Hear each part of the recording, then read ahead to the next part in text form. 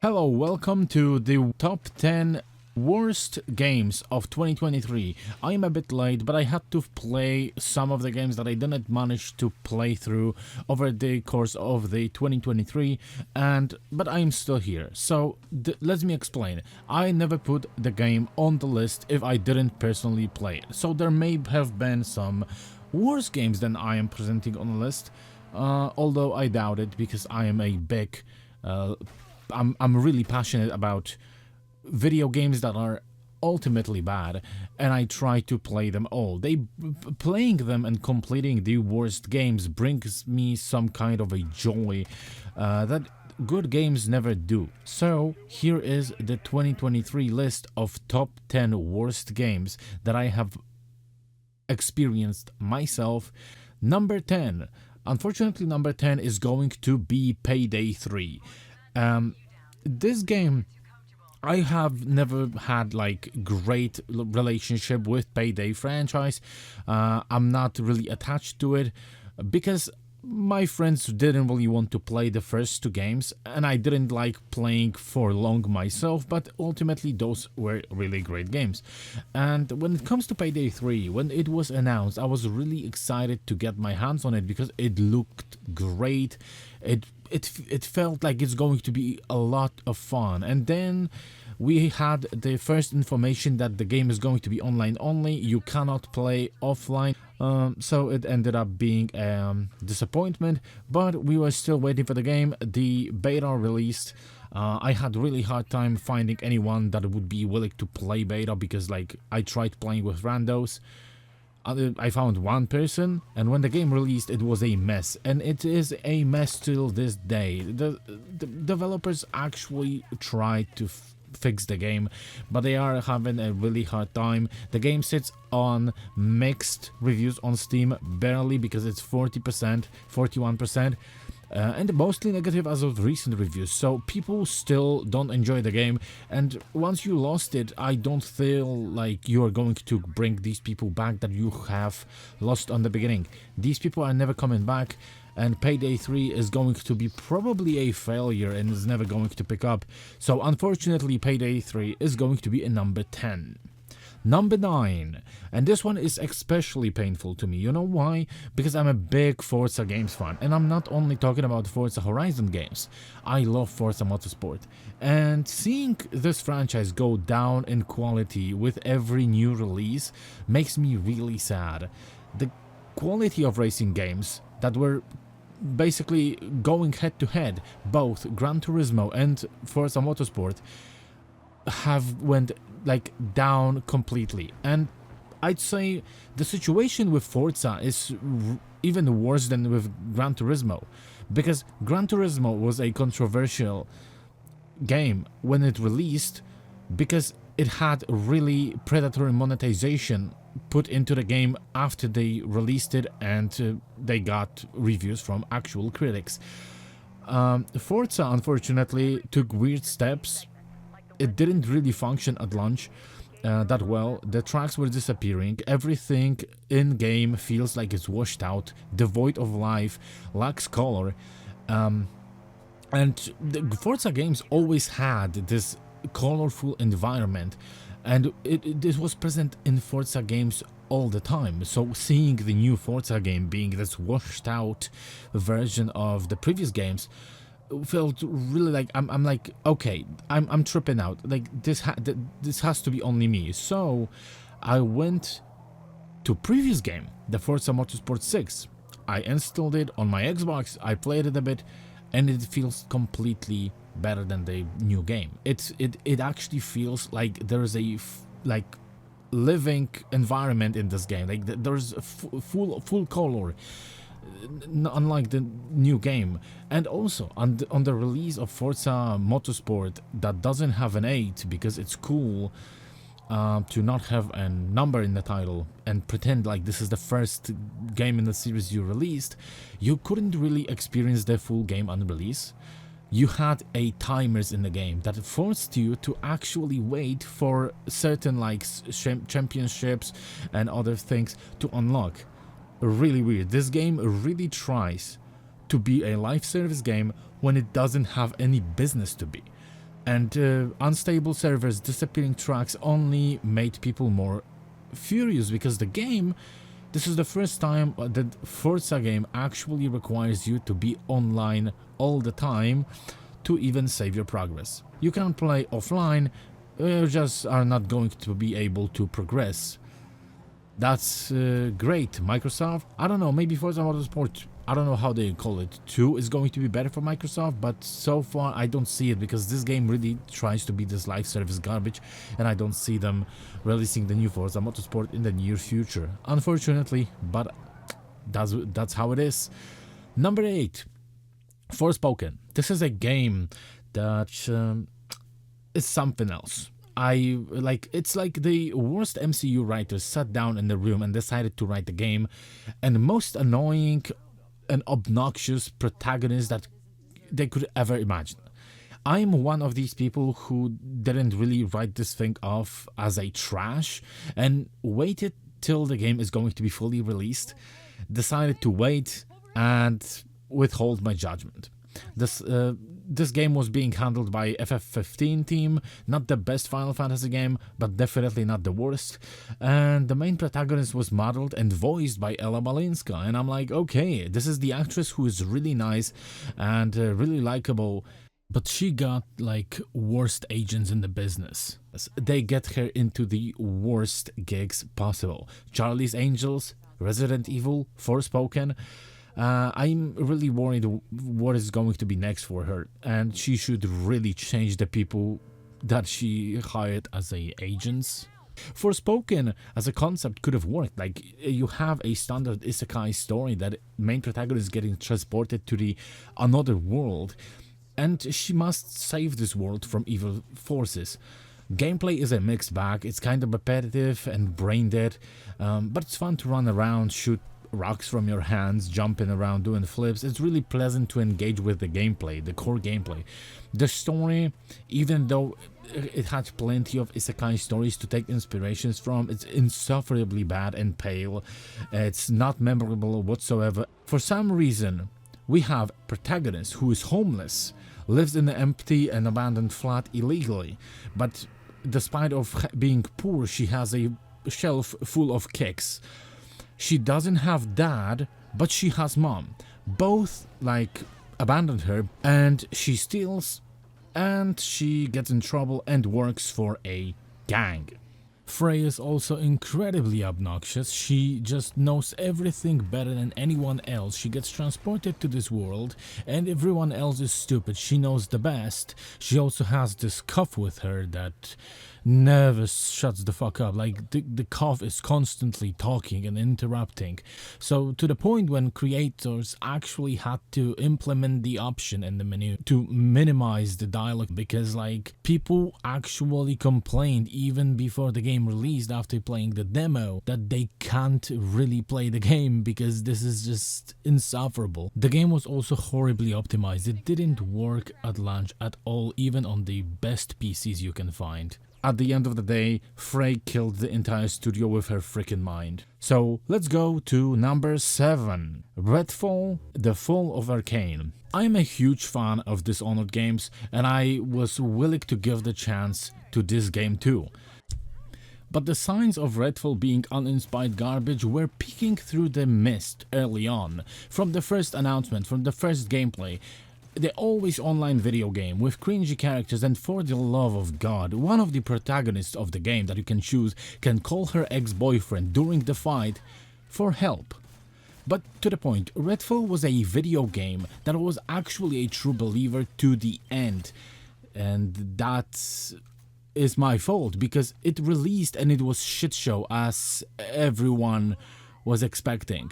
And brain-dead enemies who get stuck and try to attack you through the objects and will not move because they were programmed to run towards you in the straight line.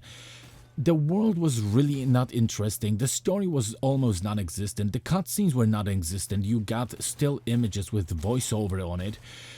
The idea of finishing vampires with a stick was actually pretty interesting, but it was just a gimmick that got old after a certain period of time because the game didn't try to innovate with its gameplay at all. I still think the game received too much hate when Ubisoft received praise from so many people, simply repackaging the game over and over again, and the same broken game. They don't even fix the bugs.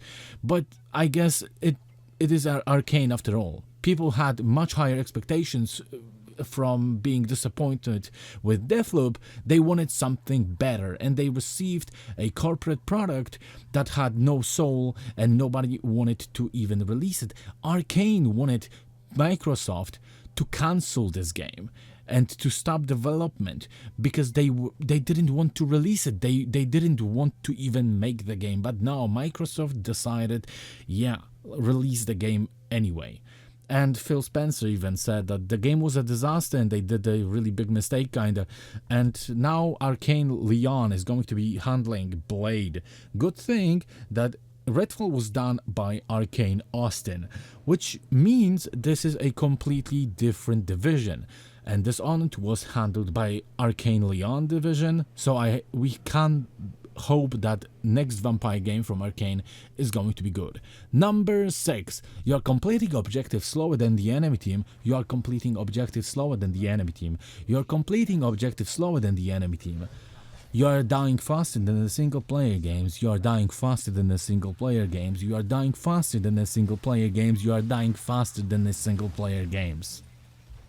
Number 5. The Walking Dead Destinies. The Walking Dead Destinies is a weird game. For some, this is deemed as the worst game of this year. For me, it's definitely one of the worst games, but not the worst. But as I am a huge fan of the Walking Dead franchise, I can't see that some people who worked on this game actually cared. And at least from the story perspective, I can't really tell it about the gameplay because the gameplay is really boring, repetitive, clunky, and it doesn't really make sense. But as the game lets you choose how the story will progress, it creates something original and more creative than most of the Walking Dead games.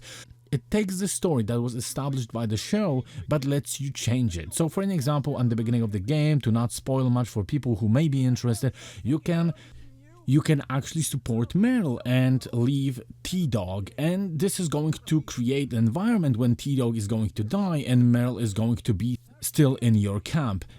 Or as it was on the end of the season 2, you can actually kill Rick and you are going to be progressing through the game as Shane, and you can finish the game as a completely different nobody character, and it creates something interesting and original. Unfortunately, it was happened to be that GameMill is going to be publishing, and GameMill is really garbage company that doesn't really want to give much money to the developers for the project, so it ended up being poorly put together, repetitive pile of junk that released only for the sake of capitalizing on a popular franchise. At this point, I wanted to say that the AI of the enemies is brain dead too, but I kind of reminded myself that they are actually zombies. But I can't really have this excuse used for this. I was standing in this place and waiting how many walkers is going to spawn in this small box. And also, yeah, this happened. And you don't really have to interact with key objectives. You can just run towards them. It's going to be Fade to Black, my favorite video game gimmick, and Redfall style cutscenes with voice over it.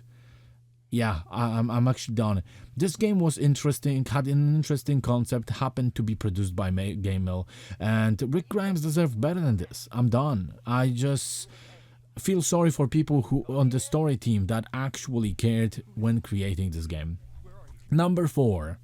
Call of Duty Modern Warfare 3. It takes big balls to be already known as a garbage company that releases the same dogshit video game every single year with new coat of paint on it, but this year's Call of Duty was actual joke and insult towards the player base. I would understand if this was like some indie studio that tried to capitalize fast to, I don't know, invest in the newer project. But this game was actually released by Activision and was given to Sledgehammer Games to put it together fast and release it before they go into the Xbox's hands. So yeah, they released it, and I think Phil Spencer must be really unhappy because he wouldn't really mind the $70 DLC whatsoever. They would be probably completely okay with it. The problem is that with this move, Activision, before they were acquired by Xbox, killed the golden goose that was Modern Warfare franchise, and they, like, at this point nobody is going to be excited for the next Modern Warfare game. So at this point, Microsoft, if they wanted to capitalize off Modern Warfare franchise, they lost actually millions and millions of dollars, because nobody is going to be really that excited for Modern Warfare 4, and you would be surprised how many people actually do care about story in Call of Duty, especially if it comes to Modern Warfare, because this is one of the most beloved sub-series in Call of Duty franchise. But yeah, like, at this point, only Modern Warfare trilogy that exists is the old one, and this is the only one. There's only one Modern Warfare trilogy. What are we even talking about? There's no Modern Warfare, like, there was no Modern Warfare reboot. Fuck Activision, by the way. Let's go to number 3. Gollum. This is one of the games that was released in 2023, and it will be remembered to the end of time. Lord of the Rings franchise can't really catch a break recently. It got Rings of Power, it got Gollum. Gollum game was ridiculed even before it released. It looked like PS2 game just made to get a quick buck from the popular license. And it tried to be a stealth game, didn't really work because you didn't have even to be stealthy. The enemy AI was so bad you could just run and jump on top over their heads and speedrun the game in this way. Half of the game happened in Mordor, the other one happened on Elfland. And the most memorable thing about Gollum was bugs, and obviously the subtitles saying Wizard off, and I still wonder when the wizard is going to be finally on. Personally, I actually managed to finish it. I almost didn't because I had camera bug that caused the entire camera to shake like this, and I had to memorize the entire route, how I should go back, because I didn't see anything.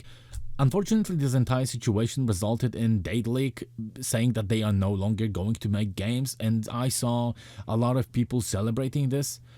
And I would like these people to just go and check what Daedalic was actually doing. They were doing point-and-click adventure games like Deponia with a great 2D animation that they were actually good at what they were doing, and the fact that they are saying that they are no longer going to make games is really sad, and we actually suffered a great loss because they wanted to do something different, and they should have just kept doing what they were good at, meaning point-and-click adventures with a cartoon graphics that were actually good.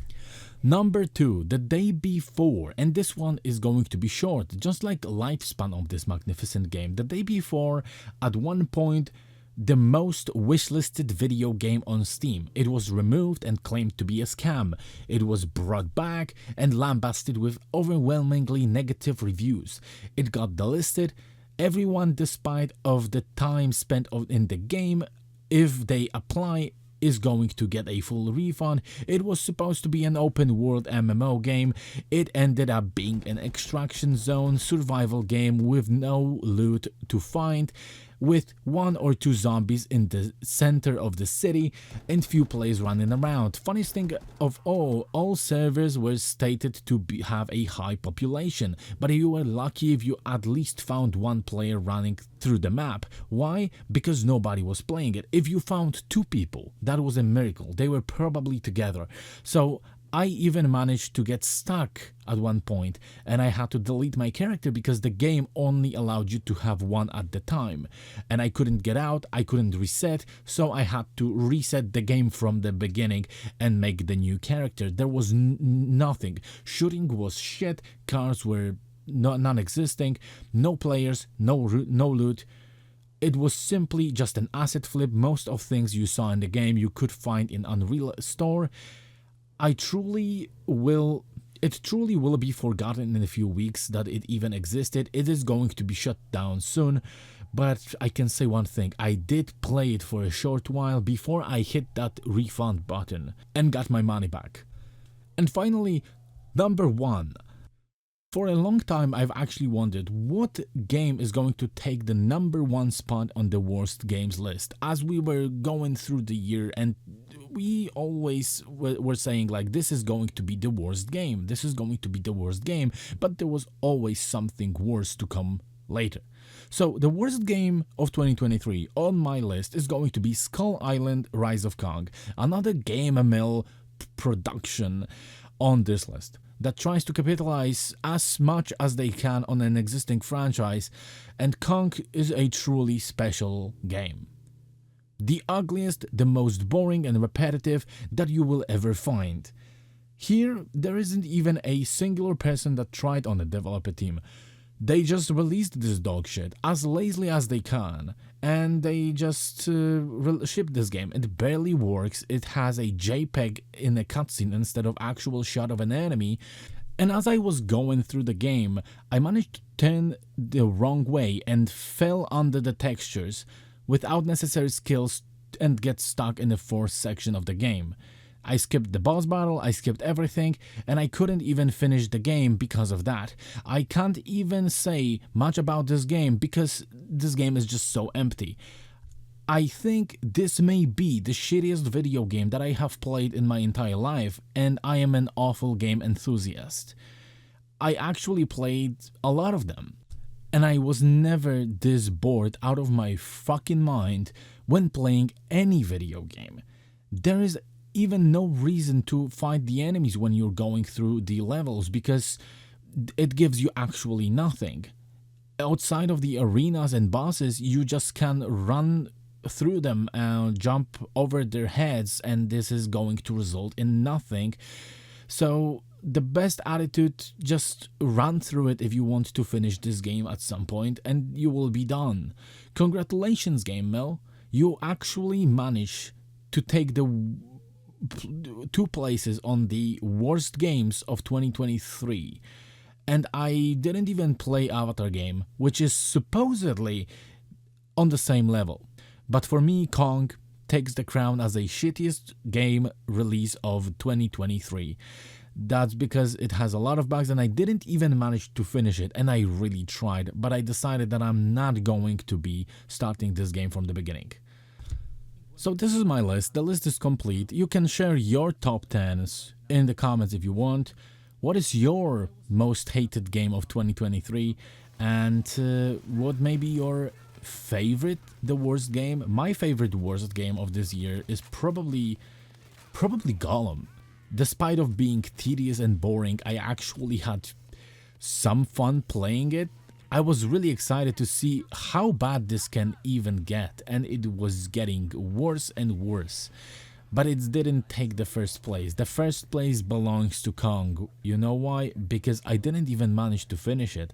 The worst offense of Kong is not even the fact that it's bad. It's because it's boring, and that's the entire story. So thank you for listening if you got to this part of the video. If you like this, hit the like button, comment, and subscribe, and hopefully we'll see each other in the next videos. Bye guys.